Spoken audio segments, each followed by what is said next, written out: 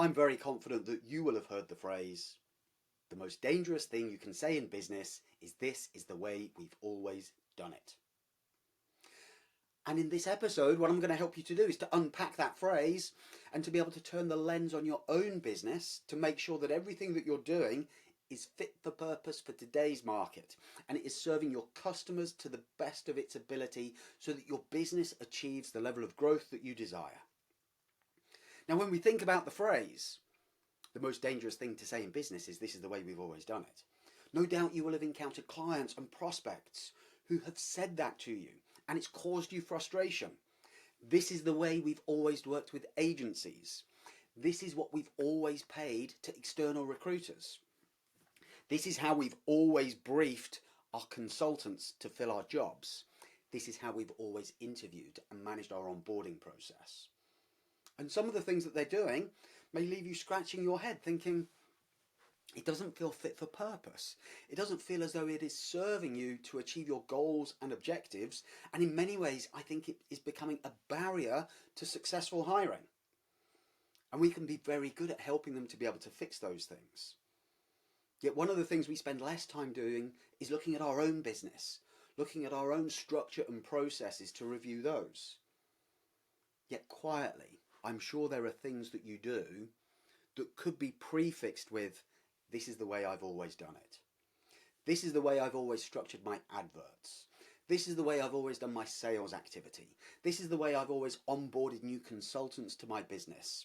This is the way that I've always qualified jobs to be able to make sure that we fill it.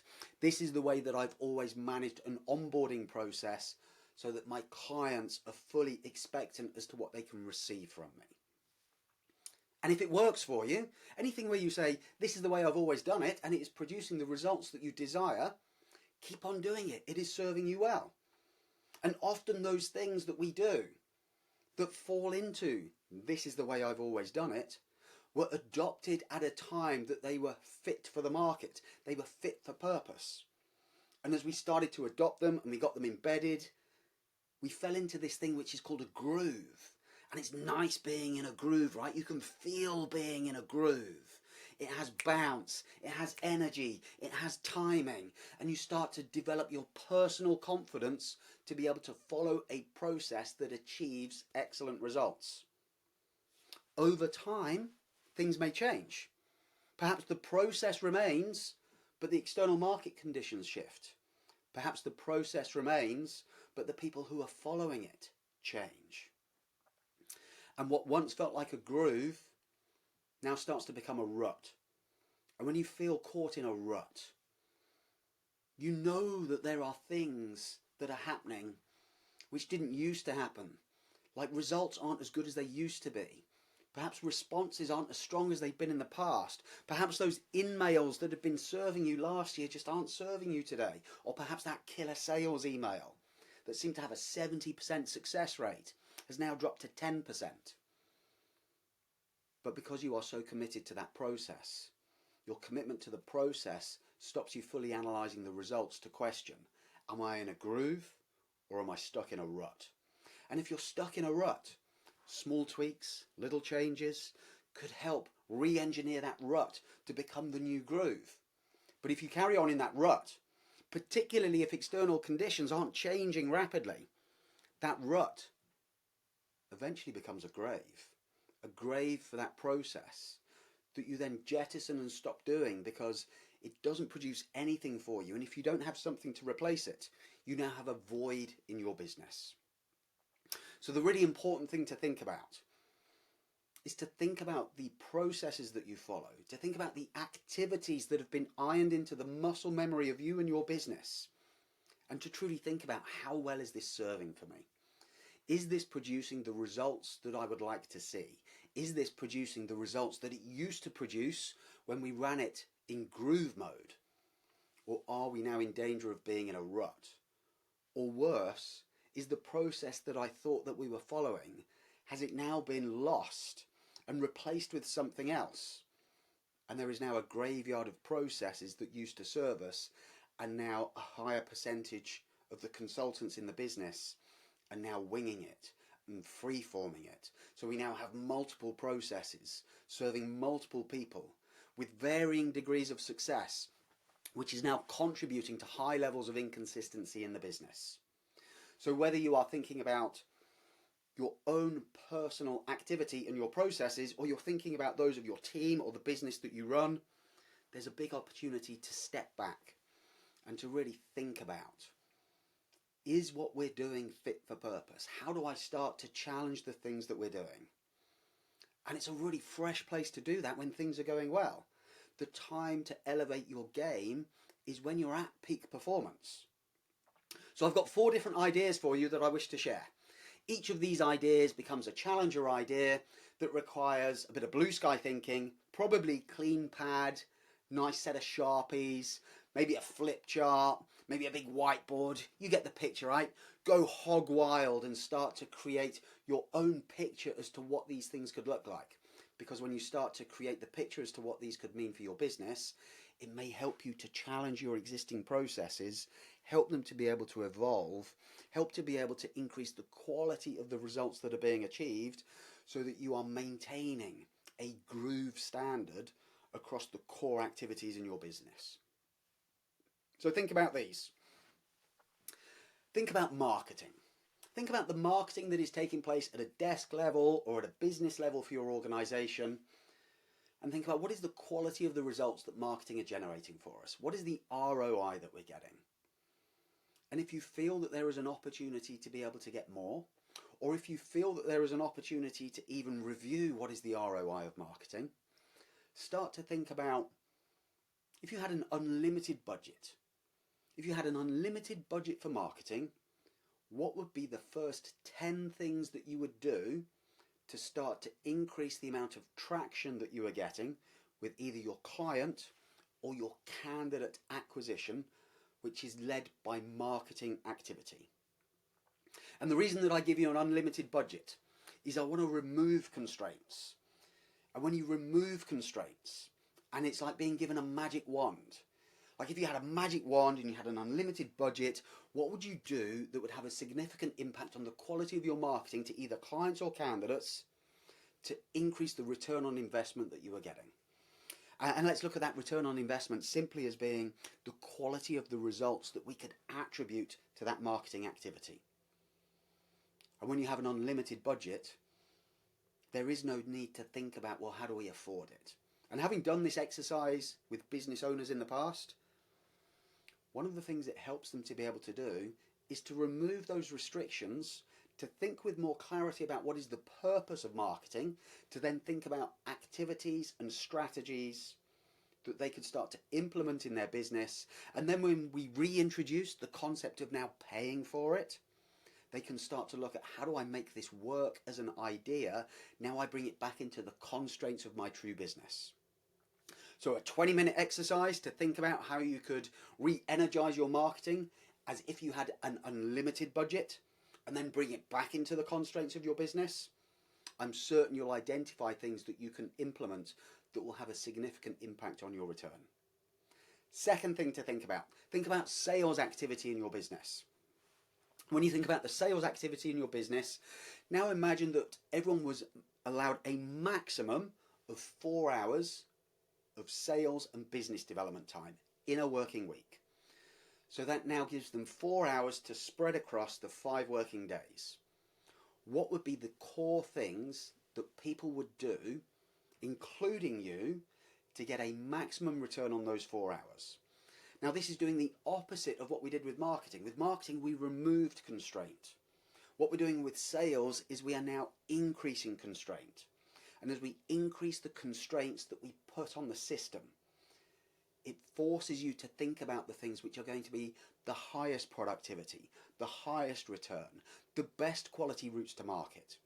Because my experience of sales is it's often done as if there are 0 constraints, like I've got all week to be able to do my sales activity. And because I've got like 50 hours to be able to achieve my sales activity, I don't feel under any real pressure, which then has an impact in the adverse on the quality of what I'm doing, the results that I'm generating, and my perceptions of that return, because I kind of approach it a little bit more, dare I say it, leisurely, because on a Monday, I've got a budget of 50 hours to get this thing done.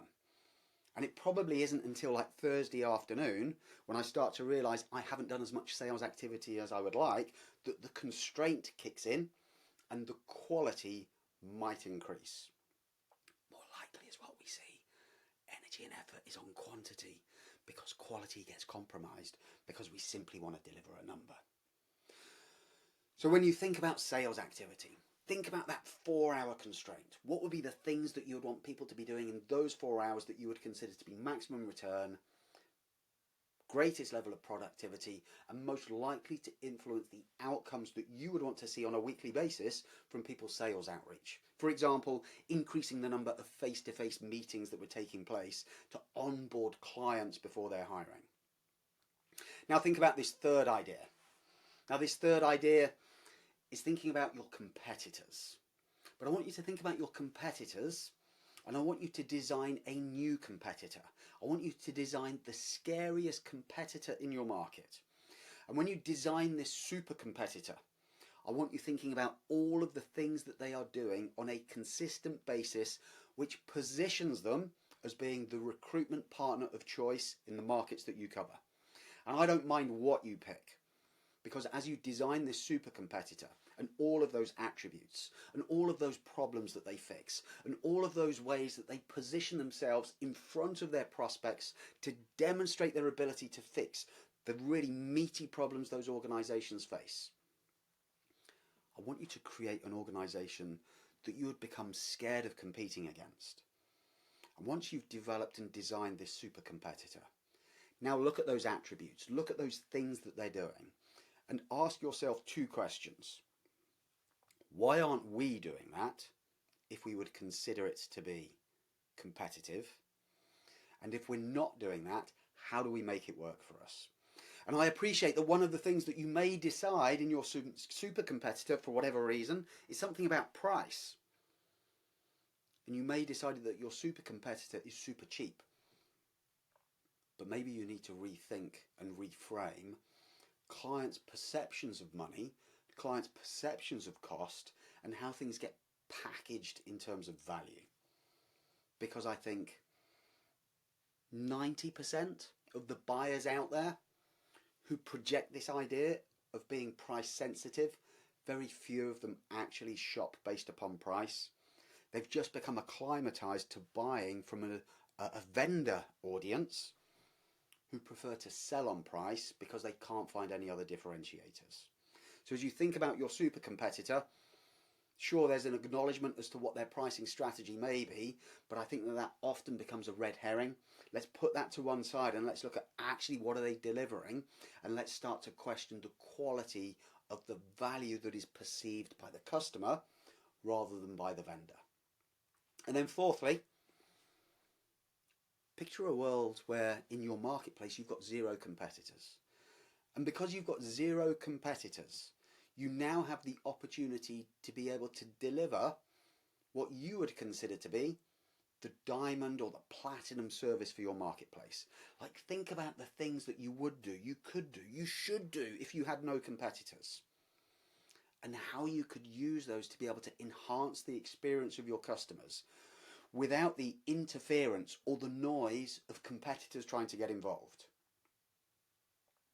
Now look at those things that you've created on the whiteboard that revolve around what you could do or you should do or you would do if you had no competitors, and ask yourself, why aren't we doing those things? What stops us from being able to provide that exceptional service even though competitors exist? Because my experience of working with recruitment businesses, the existence of competitors is predominantly linked to how you define your business, how you define your service offering, and how you position it. If you position yourself with high competition, the clients will notify you of that and talk about their prices, right? If you position yourself without competition, you become a unique offering. And when you become a unique offering, your value proposition is so much stronger, which means that you can start to think more about a pricing strategy that is linked to the value that you are delivering rather than a pricing strategy that is linked to what others are willing to undercut. So that's 4 ideas there for you to unpack. Unlimited budget for marketing, the things that you would do. A restriction of time on sales and business development to simply 4 hours per week and what then should be prioritised. The definition of the super competitor and what that super competitor would be doing to outperform everybody in the marketplace. And then lastly, how you would re-engineer your service if you had no competition, if there was less meddling from other agencies trying to disrupt the things that you were doing. What would you actually deliver to your clients to create an exceptional customer experience? And when you've done each of those 4 exercises, then go back to the things that you're currently doing, the things that are in danger of being, this is the way I've always done it, and ask yourself the question, is there an opportunity to be able to develop and to evolve what we're doing to be more fit for purpose for the results we're seeking to generate and the problems we're looking to fix on behalf of the customers who we work with? So, have fun with that. I'd love to see your whiteboards. If you want to share any pictures, drop them in a DM to me on LinkedIn, and I'll see you on another episode soon.